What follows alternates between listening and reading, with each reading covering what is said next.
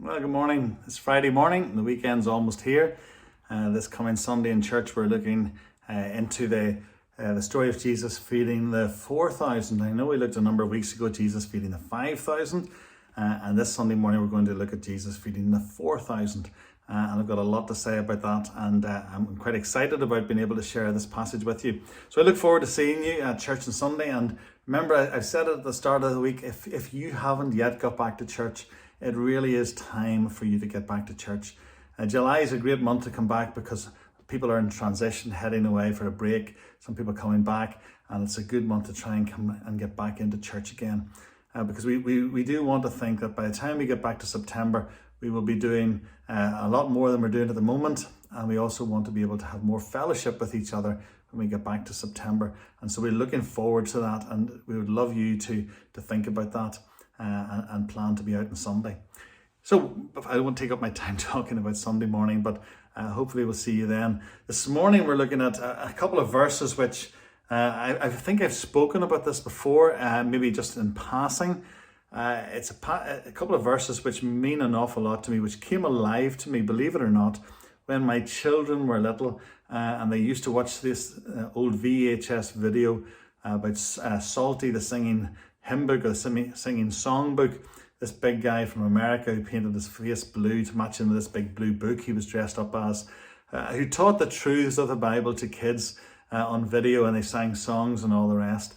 And there was one day I was watching it with my children, and he read these two verses out, and it was like a thunderbolt that hit me. Just a wonderful truth within this. A passage, a couple of verses that I'm sure you've heard before, and maybe just glossed over, but for some reason that morning as I watched with my kids, I got this incredible blessed assurance, this wonderful feeling of everything being okay with my faith. And it was such a comfort, and I pray that even this morning as we look at this, that you would get the same sort of assurance as you face the weekend, as we move further into July, and hopefully have a chance to see more of each other.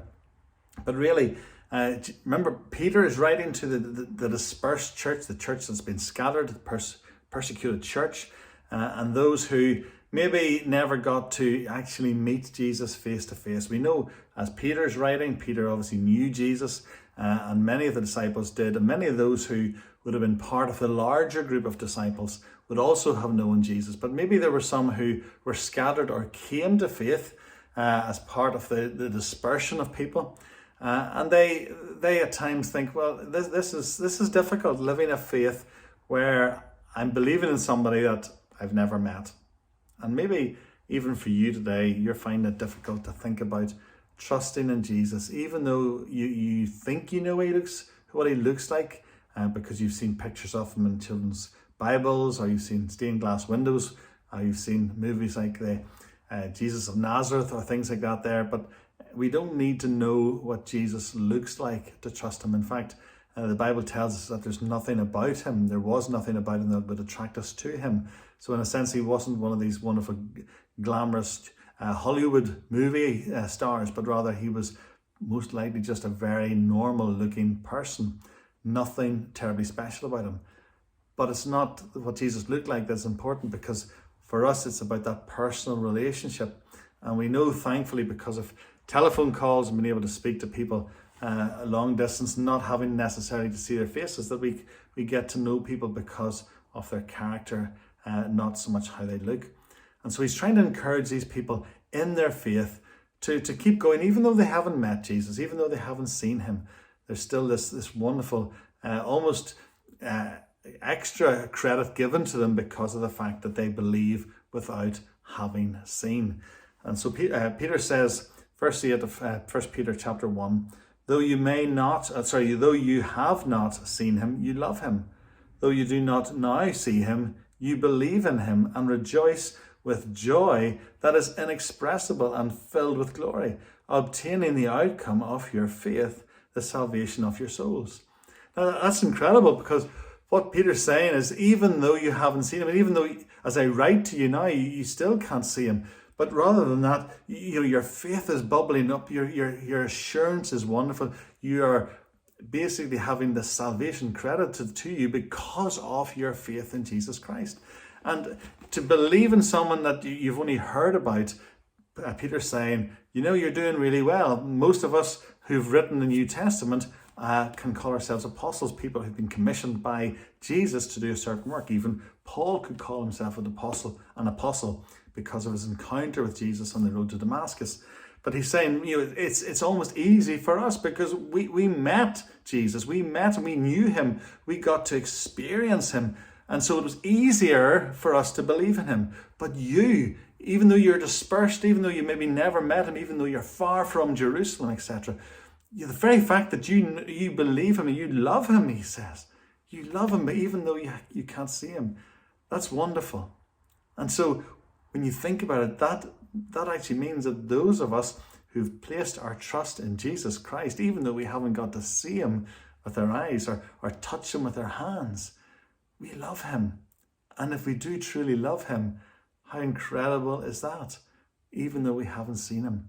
And Peter's basically saying, that's where your salvation comes from. This trust, even in a person you haven't seen.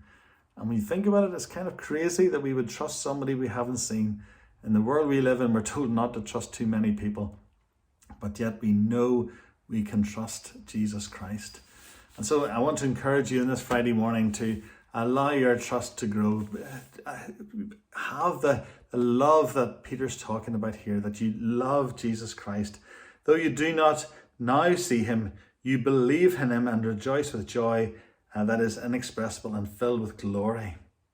What a wonderful sensation. This passage that talks about love and glory and joy simply because we know Jesus, even though we can't see him with our eyes. There will come a day when we will get to see him. We will see him with spiritual eyes, and we will see him before us when we get called home to glory.